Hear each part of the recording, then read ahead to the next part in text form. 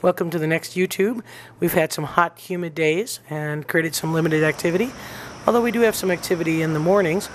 Denali is doing a stiff leg jump, trying to capture some kind of a small rodent or amphibian in the tall grass of the pond. Activity is typically limited, though, early mornings, late evenings, not so much going on during the middle of the day. Each wolf has its own individual way of dealing with heat. Denali actually does fairly well. He's a tall, long, lanky animal, and if you look at his front legs, you see not a lot of hair that's running along the veined surface of his legs, so he's actually able to cool himself a little bit better. Wolves don't have sweat glands like humans do. Their body's covered with hair, and that makes sweating difficult when you don't have sweat glands. They do have sweat glands on their paws as a scenting mechanism. But typically what they have to do is pant, and this is what Aiden's doing here on the rock. And again, this is early morning footage. Humidity is really the problem. Panting to cool yourself by evaporating heat off the tongue is just not happening when the humidity is 80 or 90%, and that's really what we've been having the last couple of days. And so there is truth in the fact that it's not the heat, it's the humidity, and that's problematic for wolves as well. One thing to notice here, Maya, again, just as warm as everyone else, walks around the rock by Aiden. Aiden's in a real relaxed posture there, just kind of grooming himself. And notice his ears are pricked forward. Maya comes around the rock, and no real concern, no real issues with Maya being around him, which is a good sign. We have noticed something a little bit unusual. It does appear that Grizzer is blocking Aiden's efforts to increase in rank. When Aiden shows some dominance, Grizzer really kind of targets him and tries to put a stop to him. Yet when Grizzer is approached by Denali, he goes into a submissive posture. So this is one of Grizzer's cooling spots. Grizzer prefers not to be bothered by pieces of brush in his face, so he excavates everything, including brush, digs a little hole, and then kills everything around it so he doesn't get poked in the face. But here's Grizzer in a subordinate posture. Denali kind of doing a little bit of a standover. Not really sure what to think about Grizzer. Grizzer's not showing any indication that he wants a pack leadership role, and obviously this behavior demonstrates that. That's not exactly the signs of a dominant pack leader, rolling over on his back and submitting and doing what we call an inguinal presentation, just presenting himself to Denali without any concern whatsoever. Lifting that back leg, Denali does a standover show of dominance. It's interesting, and we always said that Maya would have an influence in who's going to be the next pack leader.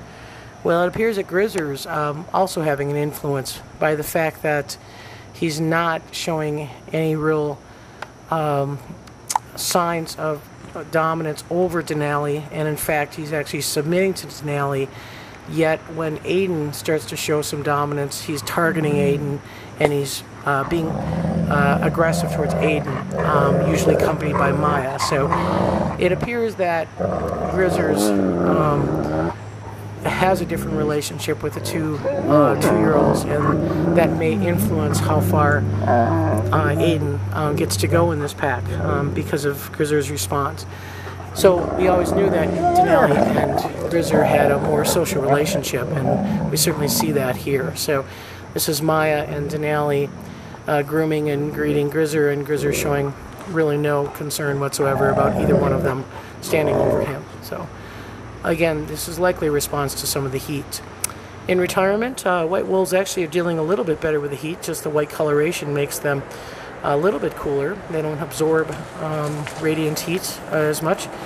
And we see the Arctics also shed pattern a little bit later. They shed a little bit later, so therefore they're growing their winter hair in a little bit later. So they really do not have as much winter pelage. You may notice from the video, Grizzer is already growing back a good winter coat, and the rest of the pack is as well. Whereas the Arctics are kind of still in that finished shedding, but not quite growing a winter coat yet back. So we see both Shadow and Malik go into the back of the enclosure, trying to stay in the tall pines and out of the warmer parts of the exhibit. That was Shadow taking a cache there. Found a pig's ear that was cached yesterday. and he's going to go recache it.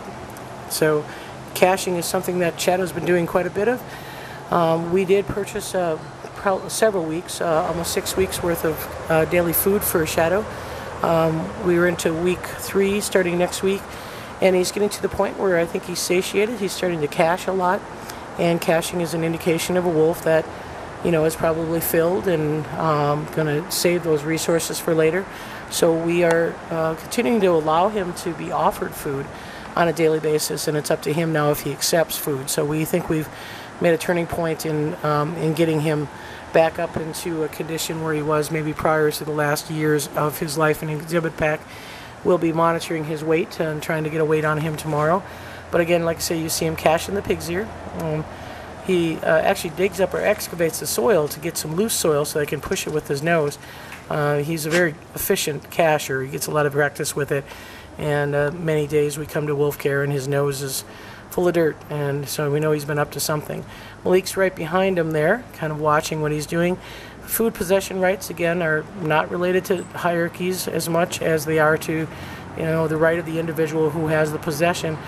Now, Malik's not above stealing a cache from Shadow, but he doesn't do it in this instance. So we are watching that because obviously Malik, as you can see by his body structure here, he's been getting a few extra meals while we've been feeding Shadow. But overall, they're doing good. And one thing we'd like to remind people of, we do have a promotion looking to raise 2,500 new members in honor of our 25th anniversary. So if you are not a member of the center and you'd like to help support wolf education and the Ambassador Wolves here, please go to our website at wolf.org and check out the membership.